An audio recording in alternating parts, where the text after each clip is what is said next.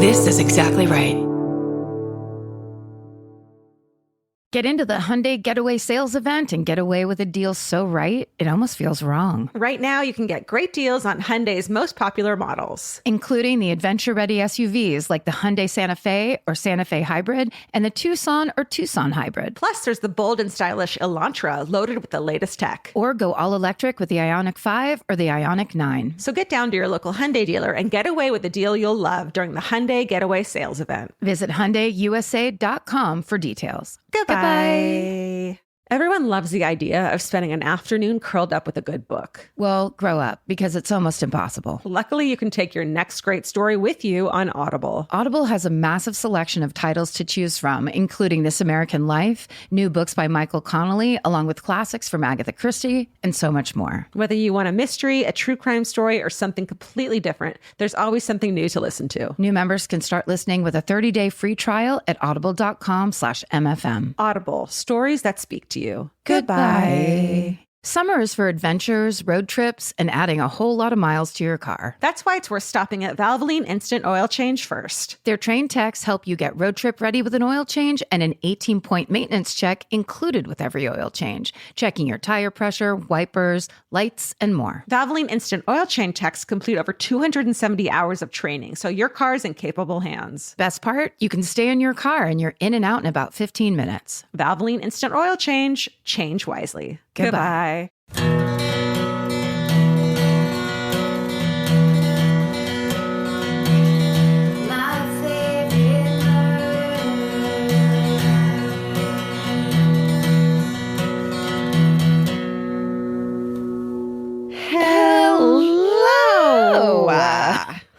And welcome to my favorite murder, the Minisode. That's right.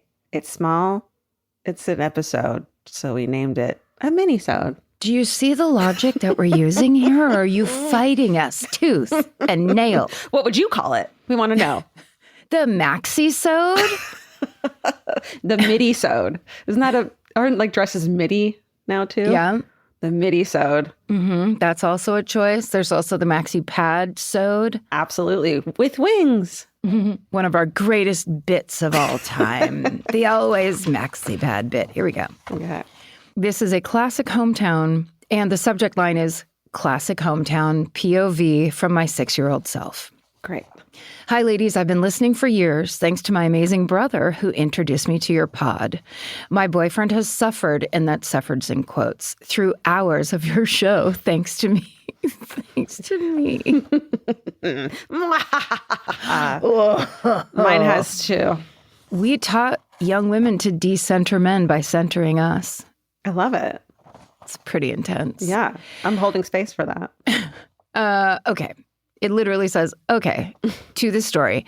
I've been wanting to share this story for months, and I'm finally getting around to sending it in. My classic hometown story takes place in San Diego, Poway, in 2010. I was only 6 years old at the time, but I remember this story so clearly, and I've always had a weird connection to the girl who died. Chelsea King was a 16-year-old track star from Poway High School who left her home on the morning of February 25th to go for her regular run at the Rancho Bernardino Community Park. When she hadn't returned by 5 p.m. that evening, her family grew concerned and went to the park looking for her. The next day, her face was all over the local news and posters were plastered everywhere.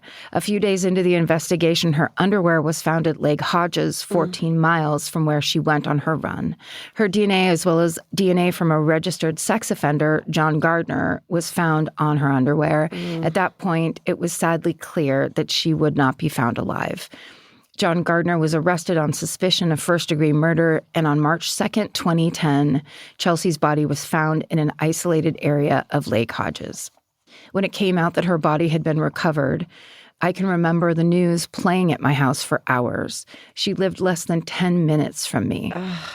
Being a 6-year-old girl, I obviously didn't know all the details of her death, but I was old enough to know that something really bad had happened to her. I remember mourning her death. When family members would talk about her, they would always look at me and say the same thing. You look just like her. Ooh. For a child. Don't say that to a child, everyone. No. And then it says that always stuck with me. And as a 6-year-old, all I could see was myself 10 years later. when she would be on the TV screen in my living room. I remember crying over her death and having so many confusing thoughts. I wanted to write her and her family letters. Obviously, those letters were just a confusing rambling of words that didn't make sense because I was a first grader, but for whatever reason, I felt heartbroken over her death.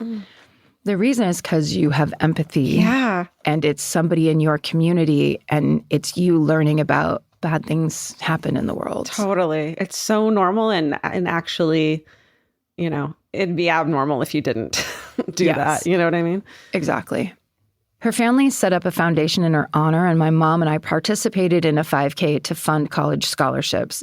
Over $1 million were raised in her name. Wow. Her killer was convicted and was linked to another murder that happened just the year before to a 14-year-old girl named Amber Dubois. I remember this. Yeah. Her foundation helped raise awareness to the importance of keeping sexually violent predators away from areas with children. I still think about her and her family all these years later. Being told I look just like that girl really did a number on me and is the reason I became the murderino I am today. Thank you for everything you guys do. This podcast isn't just entertaining, but it's educational and inspiring. You give voices to those who lost theirs too soon. SSDGM, Megan. Oh. 14 and 16. And I like that Megan points out that what it changed isn't that girls shouldn't be out alone. It's that sexual assault offenders, that's what should change, is the sentencing laws and the, you know, how they're monitored, not what we're doing, going for a fucking jog in the afternoon, you know? Correct. It's just absurd. It's the very slow progress, but that is happening where it is. We have to start looking at the people responsible for what is happening and not talking about the reaction to what is happening. Totally. Yeah. We don't need the curfew. It's the fucking predators who need the curfew. Yeah. Thanks, Megan. That was a vulnerable one. So thank you for that. Totally. Okay. This one's a little more lighthearted. Okay. This is called When I Was a Trash Mom. Hello to all the fabulous people and pets of MFM from North Carolina. In Minisode 408, you asked us to tell the stories of when we were the trash parents. So here's the story of when I was a trash mom. Back in the summer of 2018, my brother and his wife came to visit our family, and our older brother came to see us all too. They wanted to get a beer in the evening after dinner at a local bar/restaurant. Our daughters, Carly and Julia, were 11 and 5 at the time.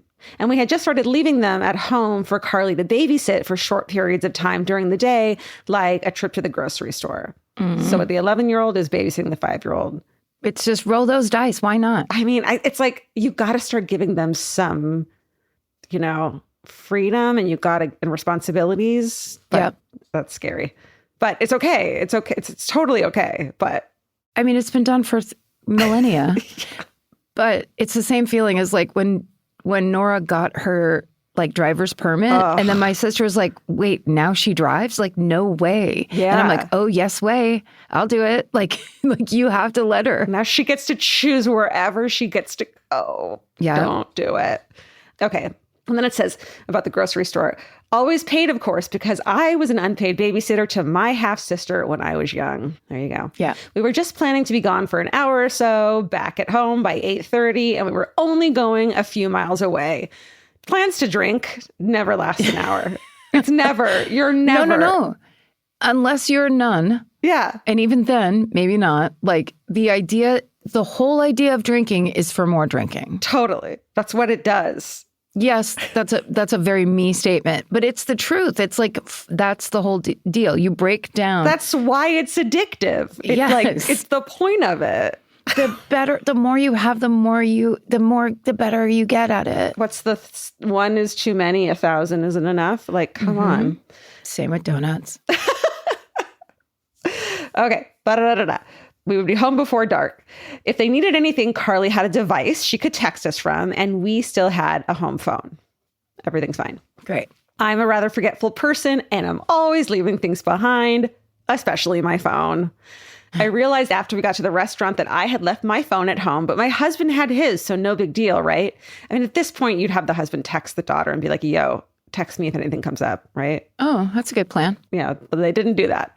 At this point, I was like, I'm going to get baked potato skins. Oh, potato skins.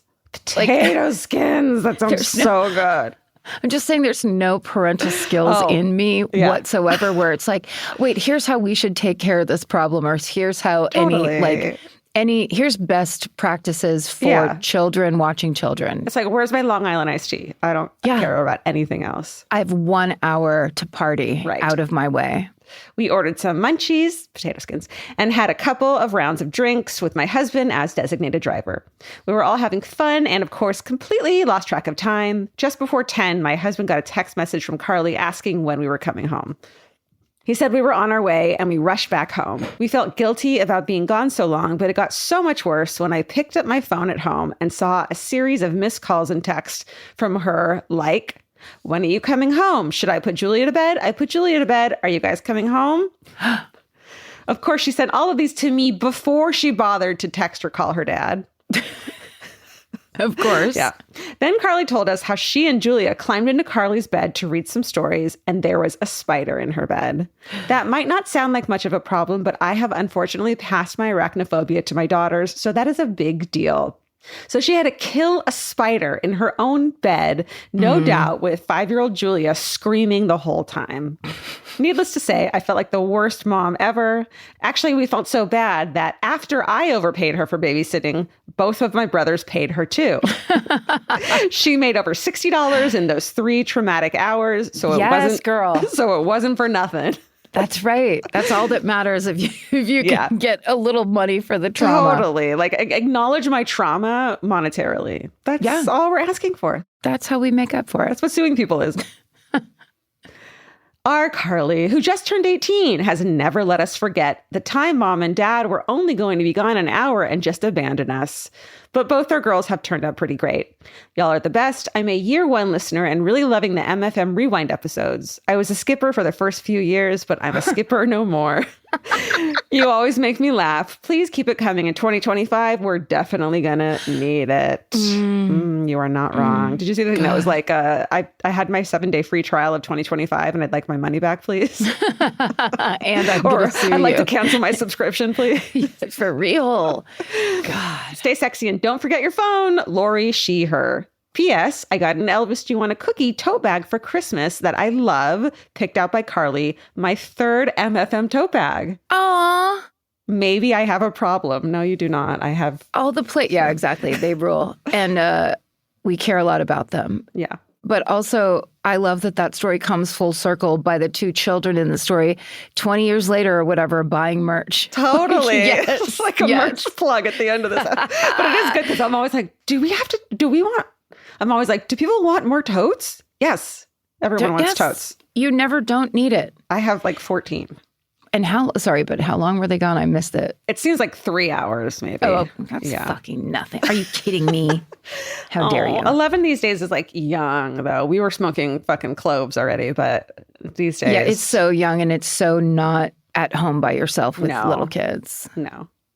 Also, it is that thing where it's like, whether it's a spider in your bed or just the idea that suddenly, like, you look into the kitchen and everything looks kind of sinister and sharp. Yeah. Like, it's just like, it's the first time to be like, oh, and if something goes down, it's on me. And it's so quiet the first time you're like home alone. So quiet. Especially when you hear the scratching in the attic. Right? Oof. I was home by myself, but I was like 21 or 2. Mm-hmm. And I heard something in the attic, and I had a cat that was just staring at the attic. Where it was probably a possum. Yeah. But then when I was like, so I went into my parents', like, it's going to sound super fancy, but they have a walk-in closet that's the most low-key walk-in closet of all time. But it's like you can step inside. Yeah, it's very like 1987 version. But I went to try the door, and it felt like someone was pressing back against the door. And I just ran, got into my car and drove out to my old neighbor's house. And I was like, it was like almost midnight. I was like, he's like, what are you doing? And I'm like, you have to come back with me. I think someone's at my parents' house. And I made him come and like check the entire house. Good for you. I would have been like, I'm pretending that didn't happen. And like... It was because to the bed. cat was like basically pointing to the door. The cats will alert you. They will alert you and freak you the fuck out. Right.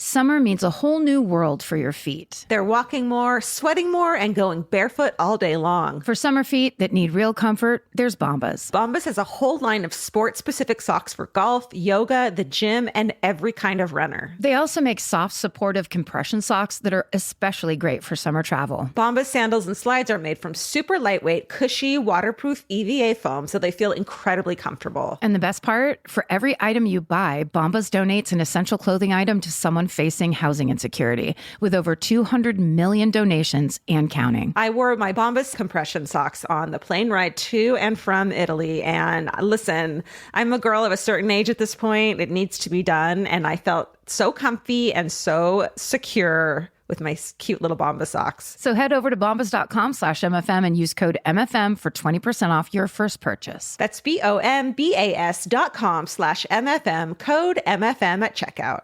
Goodbye. This podcast is brought to you by Squarespace. Every successful small business starts with someone saying, I wonder if people would actually buy this. Squarespace gives you everything you need to find out. From consultations to events and experiences, you can showcase your skills with a customizable website designed to attract clients and grow your business. With Squarespace's collection of cutting-edge design tools, anyone can build a beautiful, professional online presence that perfectly fits their brand or business. Get paid on time with professional invoices and online payments. Plus, streamline your workflow with built-in appointment scheduling and email marketing tools. Head to squarespace.com/murder for a free trial. And when you're ready to launch, use offer code MURDER to save 10% off your first purchase of a website or domain. Goodbye. The right piece of furniture can completely change your room. And your life. It's amazing what one good couch can do for morale. And that's why there's Article. Article makes it effortless to create a stylish, long-lasting home at an unbeatable price. They take great care in curating their collection, focusing on pieces that stand the test of time. There's no filler. Every item is chosen for its craftsmanship, design, and lasting value. And with Article's 30-day satisfaction guarantee, you can shop with confidence, knowing that if you're not completely in love with your new furniture, you can easily return it. I recently needed to replace my old outdoor dining room table and chairs, so of course I went straight to Article. They have the Sarik outdoor dining set. I got it in khaki green. It's such a cute, like minty green. It looks so good in my backyard. I can't wait to have alfresco dinners all summer. You know, we can carve pumpkins on it in fall. It's so beautiful. Article knocked it out of the park once again. Article's offering our listeners $50 off your first purchase of $100 or more. To claim, visit article.com/murder, and the discount will be automatically applied at checkout. That's article.com/murder for $50 off your first purchase of $100 or more. Goodbye. The subject line of this email is Runaway Child. Hi, lovely ladies, longtime listener, fourth or fifth time writer. I've lost count. When I was in second grade, they just go right into it. I love it. Just a little bit of a passive-aggressive hint, and then here we go. When I was in second grade, my mom took a leave of absence from work to stay home with my youngest brother, who had just been born the year before. During this time, she also watched two family friends after school to earn some extra cash. I can only assume she was being compensated. Oh, God. That was in parentheses. Brennan was my best friend at the time, and one day we decided that I was going to go home with her. While our moms were inside talking, I snuck into the back seat of her car. This is my jam. This is KK. All the way. Age 9. I just loved this shit. I loved doing this shit. Okay. This was just a normal four-door car, not an SUV with a hatchback. So I laid on the floor behind her driver's seat, and Brennan and her little sister covered me with their backpacks and coats. And then in parentheses, for some reason I remember foil, but that seems like an absurd thing for 8-year-olds to have on hand. Maybe they had one of those like runners, post-run foil jackets. Yeah, or like blankets. Some kind of a leftover camping equipment, or someone did a 10K. How many Ks is it? 12K? It's 5K, 10K. I don't think you need one for a 5K, or maybe not even a 10K. How long was the last one you ran? Honestly, I used to run 5 and 10Ks when I was like in elementary school with my mom. What? I know. I loved running as a kid. What? I know. It's weird. It's still fresh, Georgia. There's still stuff to learn about each other. Look at us. Look at us. Still discovering. We're still in a discovery I thought you were phase. like, look at us. It's still, there's still time to go back. So I'm like, no, there fucking isn't. No. Oh, please don't. You'll immediately, both your hips will fall off. Her mom got in the car and started driving. I held my breath and tried to steady my breathing.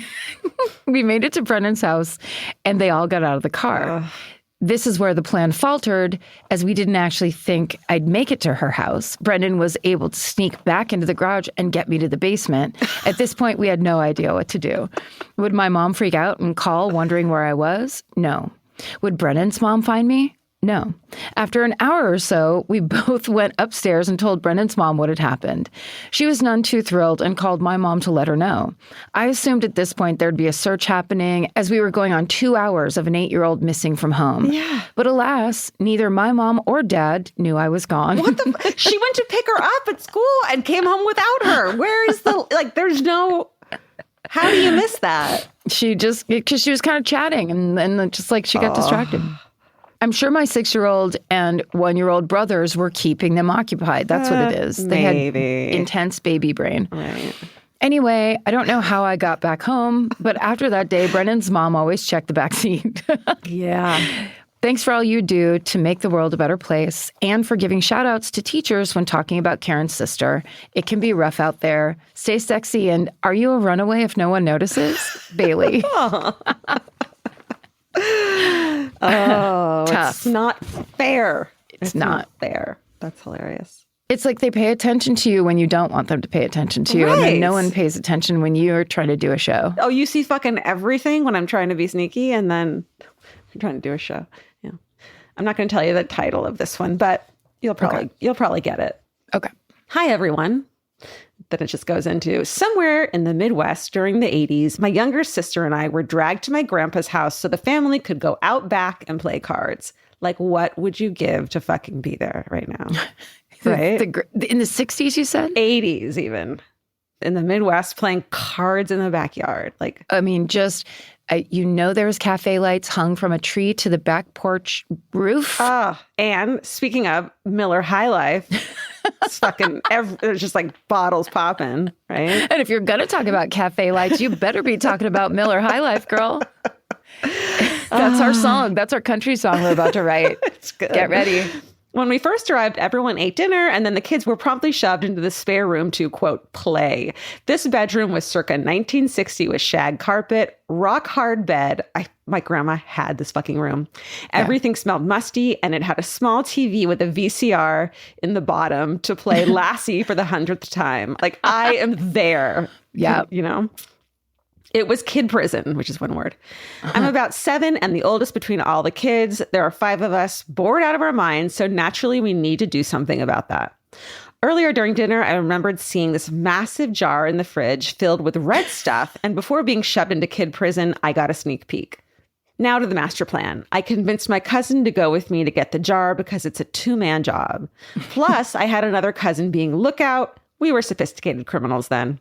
We managed to slowly carry this massive jar of cherries to the kid prison where we all stood around and admired its glory. There's nothing better in life when you're a child than maraschino cherries. I'm sorry to keep on talking about Nora, but she, to this day, anytime we go out to eat lunch or dinner, she's like, can I get a Shirley Temple? And it's like, you're 18 years old. But it's so that vibe. It's that it is magical. It'll never not be magical. No, I was 7, and I still remember the waiter at the restaurant overhearing me say, I'd eat a million maraschino cherries if I could. And he brought me a fucking like shot glass full of them. It was like one of the best days of my life. That's called customer service right there. That's fucking right. I'm sure my dad tipped like shit. Okay. Marty! Okay, glory. We finally cracked it open. All grabbed a cherry and popped it in our mouth at the same time. Almost as quick, we instantly spit it out. Ew, gross. These cherries don't taste right. And then we decided we don't care, and we went full in.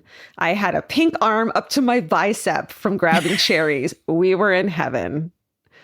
And then, so the title of this one's called Drunk Kids because it says, fast forward to drunk parents finding drunk kids passed out everywhere with a cherryless jar.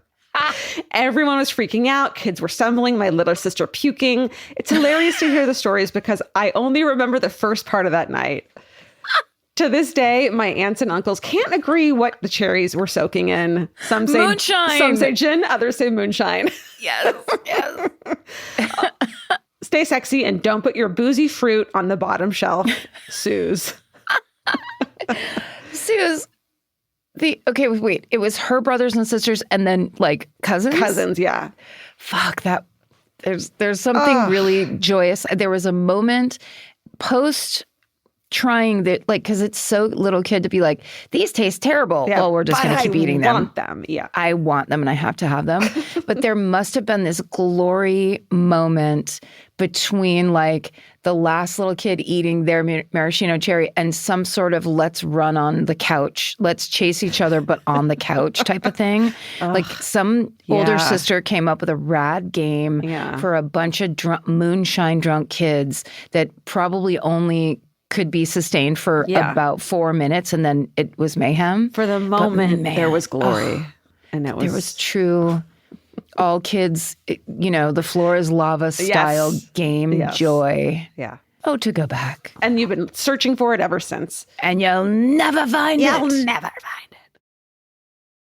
Buying clothes is easy. That's why everyone's always doing it. But finding clothes you actually want to wear is the hard part. Get all your favorite elevated essentials at Quince. Quince specializes in effortless, high-quality essentials like ultra-soft organic cotton and premium Mongolian cashmere sweaters. They're beautifully tailored and built to last. And it's not just apparel. Quince also brings that same everyday elevation to everything they offer, from hotel-quality bedding and bath to kitchen staples, essentials, and thoughtfully designed furniture. They work directly with ethical factories, so you're paying for quality, not brand markup. It's so true that they have wonderful items that aren't just clothes. I have like 3 of their 100% mulberry silk pillowcases. I've bought throws from there. I've bought bedding from there. And it is just as great quality as their clothes and super affordable. Upgrade your everyday. Download the Quince app for app-exclusive offers or go to quince.com/MFM.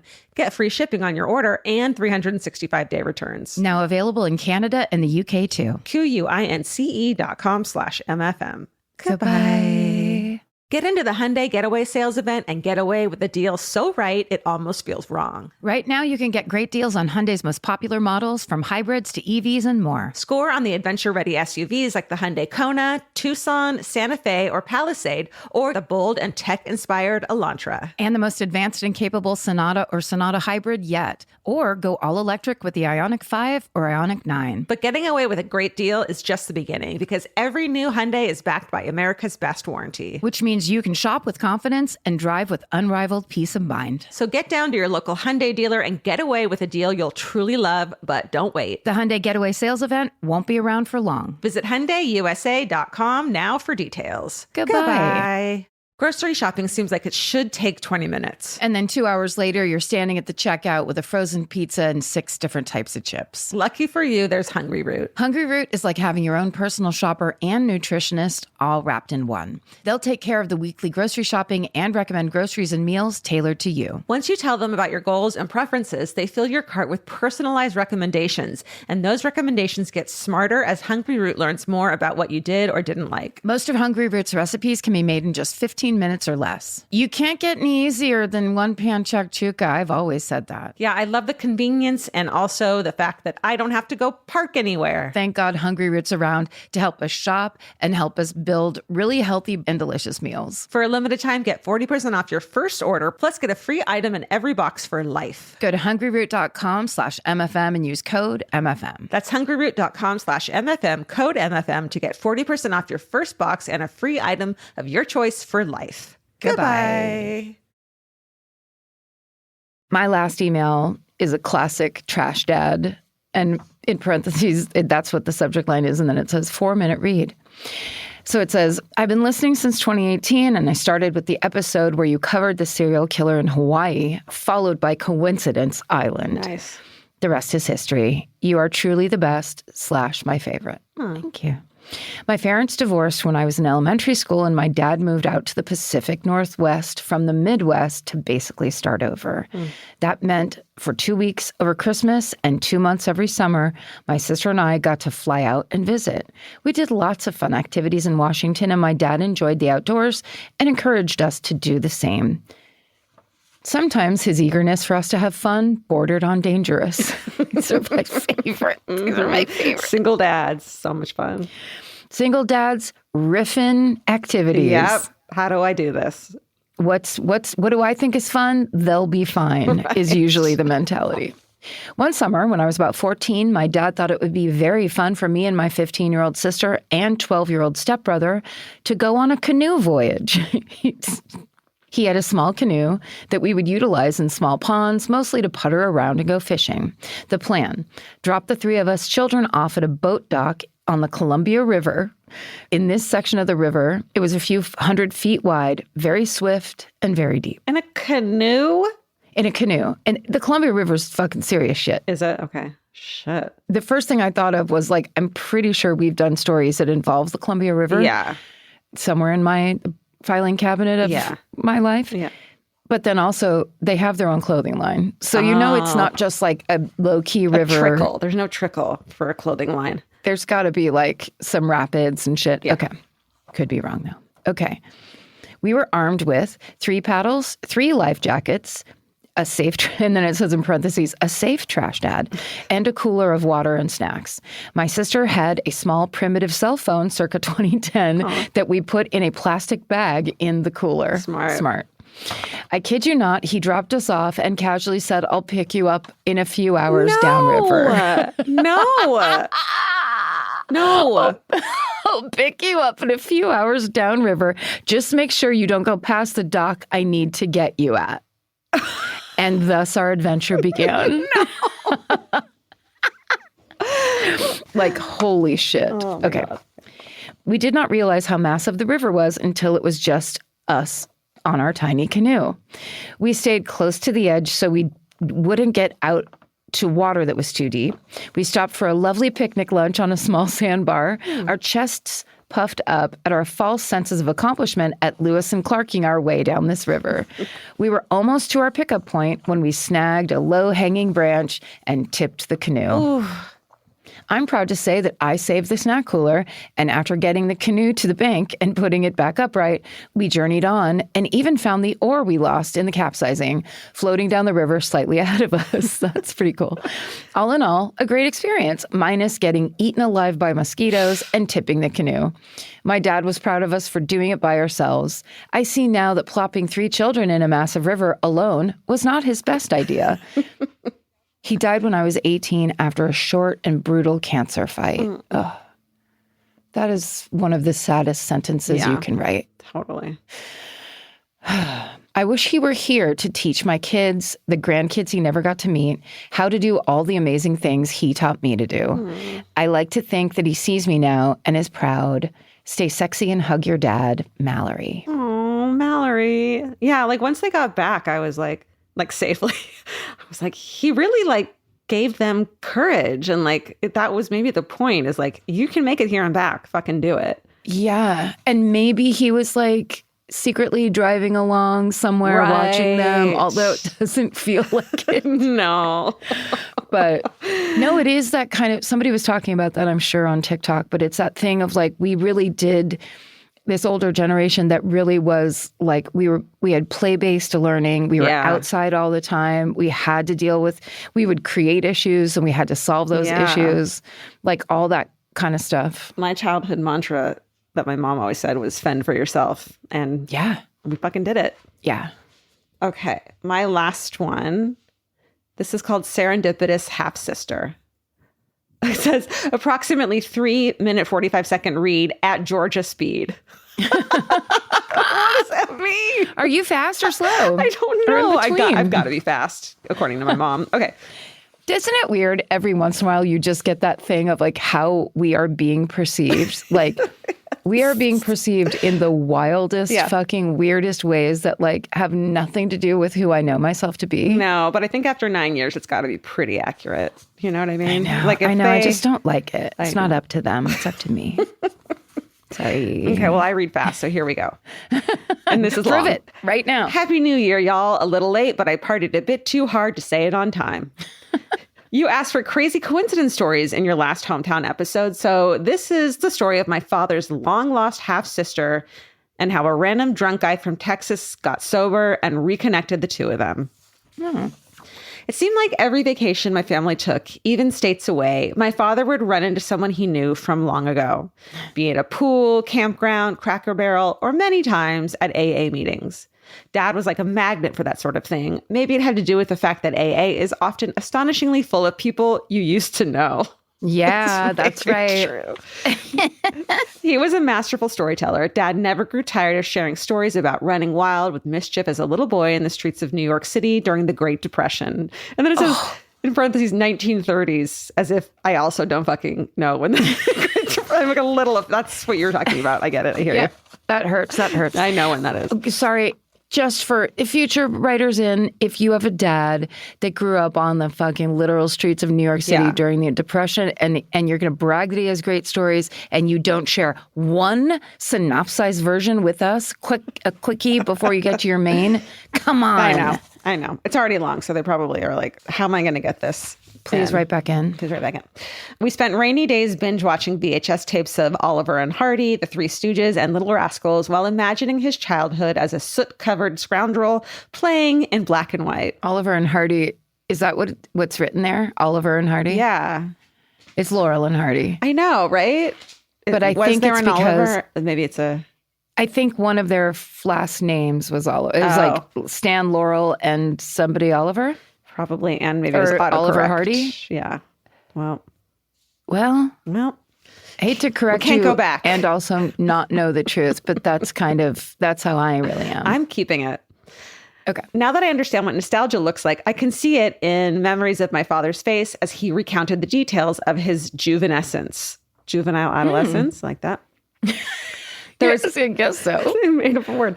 There was always a moment Dad would recall his half-sister, Dorothy, who had left home as a teenager. I suppose she could not get along with my grandmother, who may have had a heavy hand.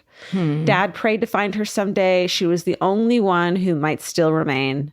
Having eventually moved away from New York, my family ended up in South Carolina. I was about 11 years old when, after an AA meeting, my father spoke with a visiting Texan about his long-lost sister, Dorothy. The man's face twisted into amazement. He himself had met a woman years before who had gone on in the same fashion about her long-lost brother. The strange Texan had met her on a separate trip to New York years before becoming sober and apparently shared this very intimate conversation with her and stayed in Christmas card contact. Her name, Dottie, shorthand for Dorothy. The stranger took our phone number and told my dad, when I get home, I'll just check and let you know. Well, it was her, all right. What the fuck? That's crazy. I know. It happened quickly, and the two were soon hollering on the phone. A few weeks later, Dad was on a flight to meet her. He came back with new photos of my grandfather and even of himself, many he had never seen before, none of which I had seen. Until then, Dad had only one remaining photo of his father. They all only exist in photos now, and I recount the past by these limited images I have. But this little serendipitous moment remains the story that connects them to me in ways that is still so inexplicable. I'm Irish-blooded and long-winded, so I'm afraid of sending too long of an email. There you go. But someday, I'll tell you about my mother, who, after spending 14 years as a nun, fell in love with my same magical trash dad, who was under indictment at the time. Yes. What? Yes. This is it. It says SSGJM, and it's signed boop with an exclamation mark and a fucking emoji smiley face. Boop. Boop. That's the person's name? That's how they signed it. Boop, boop. Like what you do to a cat. They just are like, I'm out. Yeah. I'm out. This is anonymous, basically. Boop. Boop. Oh my God. That was delightful. Yeah. But I feel like people need to understand the important parts of stories. You don't have to hear the whole story about the nun and the guy under indictment. just like the moments that their hand first touched. Like, just give us a little bit of that. What was the pre to the breakthrough to the I am going to break up with Jesus and get with you, like, a straight up criminal. It had to be hot as fuck to be like that powerful. Praise the Lord. Yeah. Praise that Lord. Mm-hmm. Send us your stories. Yes, you're a nun. Oh my God, I want nun stories. The nuns need to start writing in. Right. Why did you accept the calling? Right. Why did you leave the calling behind? Right. Why did you change your name and get a new fake social security number and become a nun? My favorite murder at Gmail. I think this is the first episode that's not an old record since the fires. Oh, yeah. Oh, this is the first. Yeah. And we are, I guess I was just going to point out, we're still in the middle of a natural disaster. So we don't really, like, please forgive everyone. I think everyone is getting this on social media where, like, no one knows what the hell's going on and everyone's afraid to say anything, or we're all holding our breath and waiting for these next 48 hours to pass. Yeah. And it's really nice that people checked in on us, and we're very happy to have been able to tell you that we're okay and that everyone is okay here. Yeah. Thank you guys for checking in so much. We appreciate it. Very nice. Yeah. And, until next time, stay sexy. And don't get murdered. Goodbye. Elvis, do you want a cookie?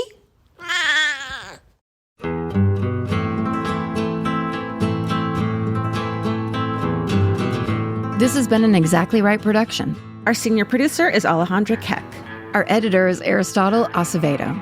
This episode was mixed by Liana Squilacci. Email your hometowns to myfavoritemurder@gmail.com. And follow the show on Instagram and Facebook at My Favorite Murder.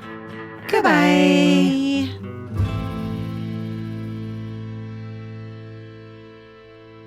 Capture your favorite summer feeling with Pandora Jewelry. Discover a collection inspired by the sunshine, freedom, and moments that make the season unforgettable. From sun-kissed metals to personalized pieces ready to be engraved with your summer mantra. Each design moves with you from beach days to golden nights and every memory in between. Shop Pandora Jewelry's new summer collection in-store or online at pandora.net and let your summer unfold. Goodbye.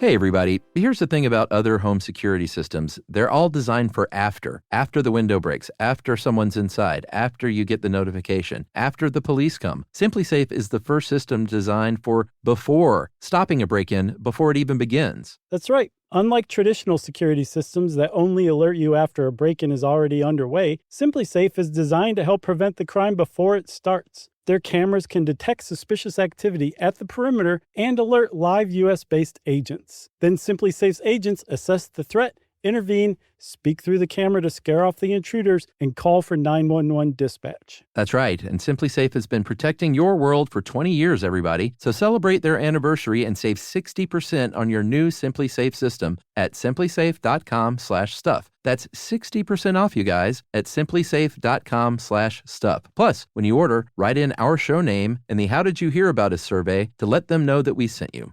Don't forget, there's no safe like SimpliSafe.